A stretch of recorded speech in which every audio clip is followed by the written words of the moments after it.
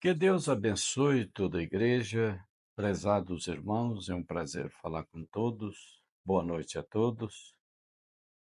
Pastor Oswaldo, muito bem. Vamos hoje para o nosso primeiro período de palestra aqui pela internet, que decidimos dedicar todas as terças-feiras um espaço, uma palestra intitulada Conselho Pastoral. Portanto, todas as terças-feiras vocês têm a oportunidade de nos ouvir. Conselho Pastoral é o título, e assim contamos com a ajuda de Deus que possa nos ajudar, a gente comunicando mais e meditando mais com toda a igreja em sua palavra. Meus irmãos, iniciando o nosso primeiro dia, que é hoje, veja bem, nós vamos iniciar abordando um tema: família. Por que família? É a coluna dorsal da igreja, é a coluna dorsal de uma nação, é a família. O profeta deixou isso bem claro para nós. E a coluna dorsal é o equilíbrio do corpo. Por isso a família precisa ser fortalecida, e nós entendemos que tudo nasce no namoro. Por isso nós temos trabalho com a nossa juventude, evitando que seus namoros venham ser inescriturísticos, que mais tarde isso vai ter consequência no casamento. Falando sobre esse assunto, família, eu tomo aqui 1 Coríntios capítulo 7, onde Paulo fala sobre família. E quero deixar bem claro também com os irmãos que vai variar. Hoje o conselho é família, amanhã pode ser outro assunto, conforme Deus colocar em meu coração. Vamos aqui, capítulo 7, como vocês conhecem, começando o versículo 1, versículo 1 e 2. Ora, quantas coisas que me escrevestes, bom seria que o homem não tocasse em mulher, diz o apóstolo Paulo. Mas por causa da fornicação, cada um tem a sua própria mulher e cada uma tem a seu próprio marido. Esses dois versículos apenas hoje. Por que Paulo deu esse conselho? Quem foi Paulo? Nós sabemos que Paulo é um apóstolo, e inclusive por excelência. O evangelho aos gentios foi confiado a Paulo. Paulo não teve oportunidade de estar pessoalmente, fisicamente com o Senhor Jesus. Mas Jesus o encontrou no caminho de Damasco, como nós conhecemos aqui no livro de Atos. E Paulo foi reconhecido pelos demais apóstolos como um apóstolo por excelência. Um homem que tinha um ministério especial. E para completar, temos que lembrar sempre que o evangelho aos gentios foi confiado a Paulo. Ele foi um profeta, mensageiro da primeira era, e a maioria das cartas bíblicas aqui, as igrejas foram escritas por ele.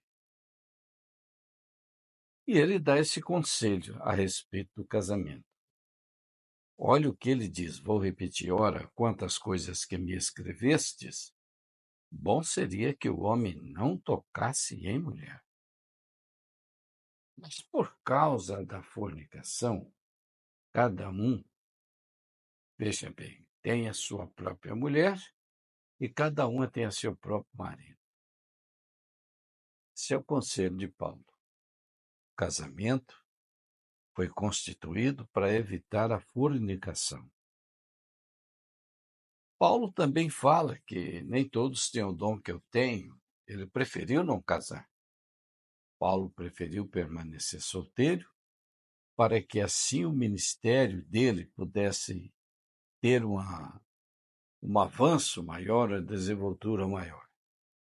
Isso foi uma decisão pessoal de Paulo, no entanto, ele não proíbe casamento de forma alguma, ele apenas aconselha. Até então, ele diz aqui, no próprio capítulo, versículo 28, veja bem, mas se casares, não pecas. E ele segue dizendo, se a virgem se casar, não peca. Agora ele dá uma observação aqui. Todavia, os tais terão tribulação na carne, e eu queria poupar-los. Se bem, tem uma decisão do jovem, da jovem, e nós, como pais, acompanhamos, respeitamos, orientamos e aconselhamos. E qualquer casamento nasce no namoro. Vocês sabem disso. Por isso que esse conselho pastoral sempre orienta a juventude. Tenha um namoro sadio e você vai ter um lar sadio. Ou você ter um namoro doentio, não se pode esperar muita coisa no futuro. Já começou errado, vai terminar errado. Por isso é importante você lembrar que o seu lar nasce no namoro. Ali inicia o alicerce do seu lar. Você não pode quebrar a palavra de Deus no namoro. Porque hoje, conforme acontece aí fora no mundo, você sabe, eles chegam até a conviver primeiro para depois realizar o casamento. Isso é prostituição. De acordo com a Bíblia, não é assim. Pelo contrário, o jovem tem o direito de decidir, como também, tanto o moço quanto a moça, quanto ao casamento. Por isso eles conversam e vê que não estão se dando certo, então a moça tem o direito de pedir um tempo e encerrar o namoro. E em seguida seguem em oração até que vai encontrar um rapaz que vai dar certo, e vocês vão dar certo e vão casar e e vai ter um lar feliz. Mas eu quero aqui trazer um conselho do profeta na mensagem Unidade, pregada em 11 de fevereiro de 1962. Isso aqui é muito importante na nossa palestra hoje. Veja bem, o propósito de Deus com sua família. Aí o profeta diz assim, este é o propósito de Deus. Então Deus tem propósito com a família. E seu propósito como Pai Supremo era para estar com a sua família, família terrena. O propósito de Deus como Pai Supremo era estar com sua família terrena, Adão e Eva. Este é o propósito de Deus. Lógico, meu propósito, se eu penso no lar, numa família, no casamento, é para conviver com eles. Veja bem, e o profeta diz, e a única maneira pela qual ele poderia estar com a família ou com Deus era porque a natureza de Deus estava neles. Isso aqui é importante. Segue dizendo o profeta. Então aquilo os fez com a natureza de Deus neles. Veja bem, um com o outro e Deus. Pense bem, a natureza de Deus neles. Então, na verdade, não teria nenhum problema de convivência, porque a natureza divina estava em ambos. E o profeta diz, com a natureza de Deus neles, ele diz assim, nenhuma morte, nenhuma tristeza, nenhum pesar, este é o propósito de Deus. Nada, simplesmente gozo inexprimível e nunca estar enfermo. Este é o propósito de Deus. Você vai ver que propósito maravilhoso.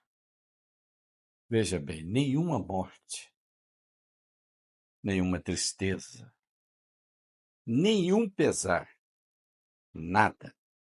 Simplesmente gozo inexprimível. E nunca estar enfermo, nunca ter um pesar. Simplesmente um com Deus. Aí o profeta diz, que quadro, que quadro. Este é o propósito de Deus conosco. E diz ainda mais aqui, ó. Ora, a própria natureza de Deus estava nestas pessoas. E, portanto, veja, se a própria natureza de Deus estava neles, então não tinha por que ter desigualdade, atritos, pois a própria natureza de Deus estava neles. Veja bem, nessas pessoas. E, portanto, o que elas fizeram? Elas seguiram no caminho de Deus, e Deus com elas se tornou um. Agora eu quero parar um pouquinho aqui, irmãos, e ver que este propósito divino é um propósito perfeito. Deus é perfeito. Agora, observe bem. A natureza divina estava neles. Por isso, jovem, você tem um dos requisitos que você tem que observar na moça a qual você está conversando, e a moça também, um dos requisitos que você precisa observar no rapaz com quem você está conversando, se ele tem ou não uma experiência com Deus do novo nascimento. É muito fácil de você observar isso. É muito fácil. Observe suas palavras, suas propostas. Observe sua tendência, a forma em que ele se expressa no namoro. Você sabe se ele tem ou não o Espírito Santo. Portanto, pode ser um jovem que você admira a sua aparência, moça. Mas você tem que olhar se ele tem ou não o Espírito Santo, que é o que vai fazer com que teus sonhos se cumpram. Vice-versa. O rapaz, pela mesma forma. A moça é linda, isso é normal, é do jovem, mas, por trás de toda essa beleza, você precisa observar se ela tem o Espírito. Se ela não tem o Espírito Santo, eu te aconselho dar um tempo e esperar mais em Deus. Sabe disso? Vice-versa. Então, na nossa primeira palestra, eu quero dedicar a vocês, na mensagem Unidade. Eu não tenho aqui o parágrafo, mas está dentro da mensagem Unidade, pregada em 11 de fevereiro de 1962. A natureza divina estava em ambos. Por isso, tudo funciona. Lutas são superadas, dificuldades são superadas, um lar feliz, próspero. Por quê? Justamente porque ambos são nascidos de novo. Tanto o moço quanto a moça têm o Espírito Santo. Então não tem como não dar certo. Seus apetites são idênticos. Você vai para o culto de oração, para ela é uma alegria. Para ele é um prazer. Se há alguma festividade da igreja, uma confraternização, puxa, para ele é uma alegria. E para sua parceira também é uma alegria, referindo aos casados. Porque ambos bebe da mesma água, se alimenta da mesma comida espiritual e os dois têm a natureza de Cristo neles. Agora, se um puxa para o mundo, o outro para Deus, aí você vai ver o problema. Foi o que sofreu Acabe e o fim não foi nada bom. Com tantas donzelas em Israel, foi casar com uma moça pagã, idólatra, e aquilo trouxe duras consequências para ele. Então, na nossa palestra hoje, eu quero te orientar, observar o rapaz com quem você está falando, se ele tem ou não o Espírito Santo. E a moça também, o rapaz observando a jovem, se ela tem ou não o Espírito Santo. E assim tem tudo para esse casamento dar certo e ser um casal próspero, com sonhos realizados, família bem criada, certo? Mas tem que observar esse item. Tem a natureza de Deus nele ou não? Se ela tem a natureza de Deus nela ou não. Não se envolva totalmente com beleza, porque isso acaba. Com os anos, tudo vai mudando. É como a folha da árvore. Hoje está verde, amanhã vai secando. Assim é o nosso corpo físico. Então, nós temos que observar o que está dentro, se ele tem ou não o Espírito Santo. Com um item, não é ter o Espírito Santo só e suas faculdades mentais. Ter o Espírito Santo só no espírito dele. É necessário que ele tenha o Espírito Santo na alma, porque da alma parte as decisões. Por isso que você vê jovens que na igreja se alegra, mas em casa um, tem que alimentar algo que está dentro dele que gosta de quê? De filmes impróprios. Então ainda falta o Espírito Santo descer na alma. E da alma parte as decisões. Então você tem que observar, buscar discernimento, moço, moça, e o lar nasce no namoro. Oração, e Paulo diz aqui, ó, ora, quantas coisas que me escrevestes, bom seria que o homem não tocasse em mulher, mas por causa da fornicação, cada um tem a sua própria mulher, e cada uma tem a seu próprio marido. E quero encerrar dizendo aqui o versículo 28, você vai ler na sua Bíblia. Versículo 28. Paulo diz assim, ó, mas se casares, não pecas.